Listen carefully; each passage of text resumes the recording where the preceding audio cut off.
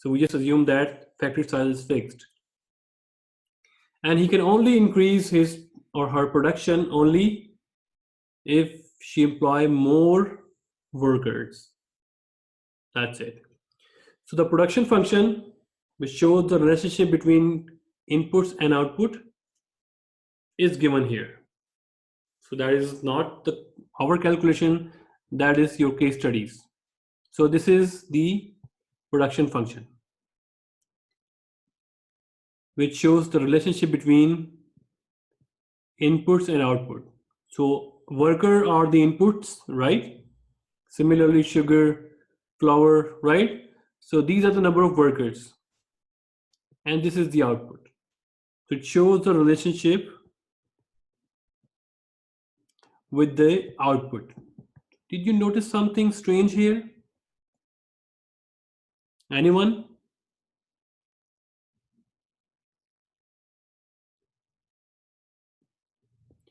Did you notice something strange here? Yeah, it keeps decreasing. It keeps? The output quantity of cookies, it's getting decreasing with the number of workers. So as a Windows. The output is increasing. See? When 2. So can you see my cursor here? Yes. Okay. If the number of workers are 3, then the output is 120. If number of workers are 5, output is 150. If 6, 155. So it's increasing. Right? Yes. So what's strange here? It increases in a different way each time. Like, for example, if one worker is producing 50. Well done. We call this increasing with decreasing rate. Right? So it is very important concept even for your business startups as well. If you want to start a business at the startup, you would be confused. How many workers I need to hire, right? You also need to take care about the profitability and meeting your expenses. So this concept is very nice right now when you are in startup. Here we go. So see here, you exactly pointed out that if we employ one worker, he is producing 50 quantities per hour, 50 cookies per hour. But if we employ 2, both produce 90. They should produce 100, but they are producing 90. Because one worker can produce 50. When you employ 3 workers together, they are producing 120. They should have produced 150 according to the simple basic arithmetic rule. But total output is increasing, but at decreasing rate. We have the name of this property. Okay, so the marginal product of any input in the production process is the increase in the output that arises from additional unit of output. So what is the marginal product here? If you are still confused, just think about that. By employing one more worker, how much the new worker added to our total production. Here we go. If we employ one new worker, he produces 50. But if we employ the second worker contributed only 40. You understand that? And also we need to write this marginal product of labor in the middle. You see here, we have write it down this in the middle.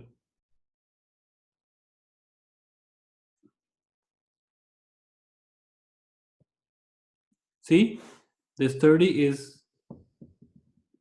so by employing the workers from 2 to 3, so this additional worker that we have after 2 is only took our total production from 90 to 120, and his contribution is only 30. Now you understand?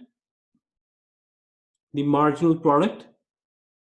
Marginal, the word marginal mean additional. or incremental. Right? So marginal product, the formula is change in output divided by change in input. You can also find out this formula, the answers like that.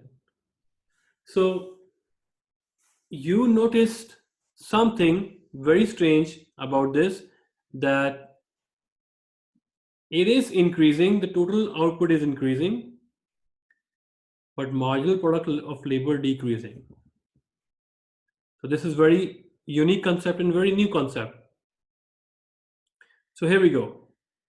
Let's move forward. We call this property in which marginal product is decreasing and total output is increasing, we call this diminishing marginal product. Right? And what is the reason why this keeps happening when we employ more worker? Theoretically, our production should be higher, but our production decreased. It is because as more and more workers are hired at a firm, each additional worker contributes less and less to the production because firms have limited amount of equipment. Now in cookie factories, they are sharing the part, they are sharing the tools, so that consume the time, right? So that's why their production start decreasing, but still total output is increasing. So you notice something here, it is decreasing. We call this property marginal product of labor. So this is a class activity for everyone. Please draw the curve. Take on x-axis number of workers, on y-axis the output.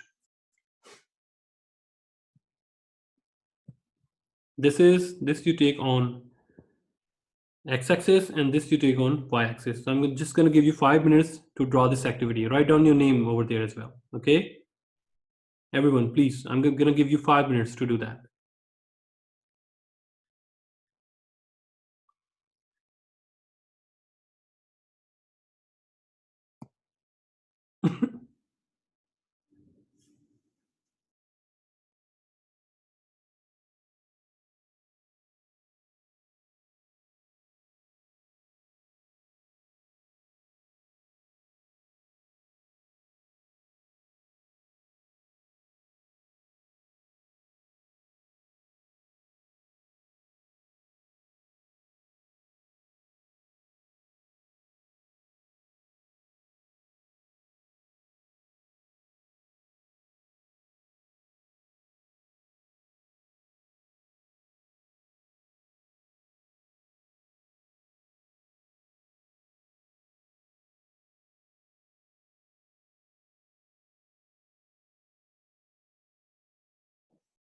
Okay, everyone finished?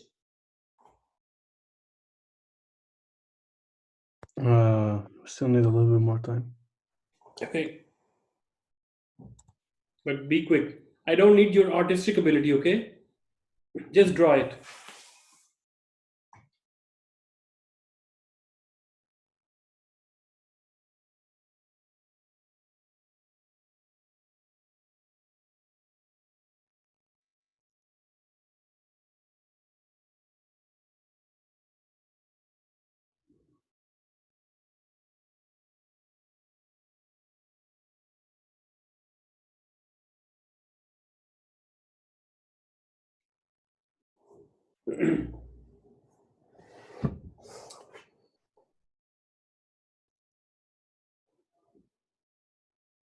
David, Faik, you finished?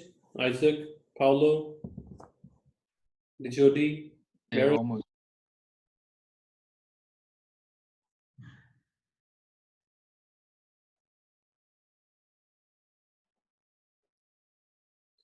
Sunho.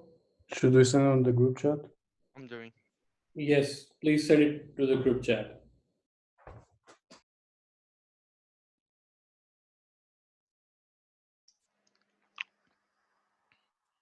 Okay, let's move forward. So even if you did not complete that one, just pay attention here. It should be like this. Oh, sorry. It should be like this, right? So the property, if you want to find out that whether it fits with the property of diminishing marginal product, it should be like that. See, it's curving. So if you employ one more worker, 7 or 8 or 9, it becomes more horizontal.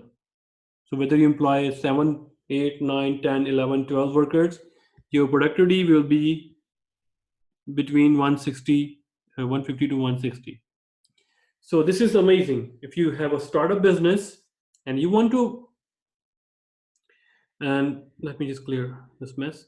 And if you want to employ one more worker, so where you should stop hiring, people.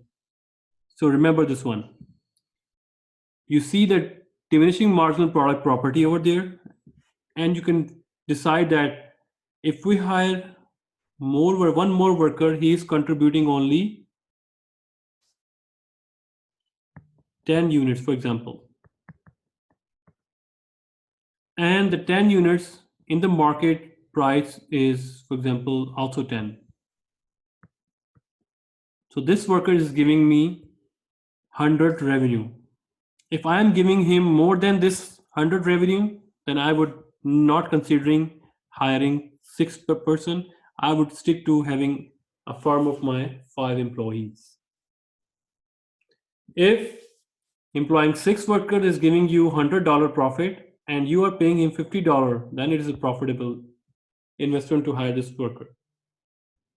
Understand? So many students, they ask me, sir, if we start up a business with lower number, because when the company expand and we hire HR, then this is a duty of HR to hire person with calibers like that. Then at that point of time, the company already has expanded. But we are startup. So how many people we need to hire? So I just told them to go through the production function and explore the diminishing marginal property of production function. So now everything is clear. Let's move forward. So the mathematical term, the diminishing marginal product is the slope of production function, measures the marginal product of an output like a worker. So this is just a mathematical property. It is the slope.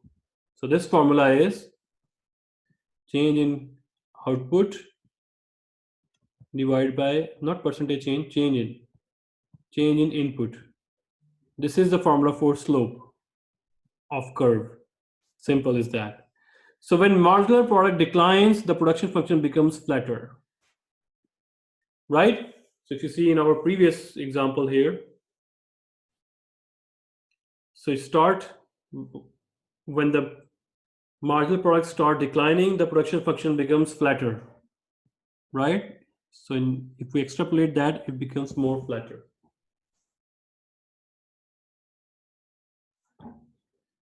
Okay. So if you understand this property, just name that. When adding another unit of labor leads to an increase in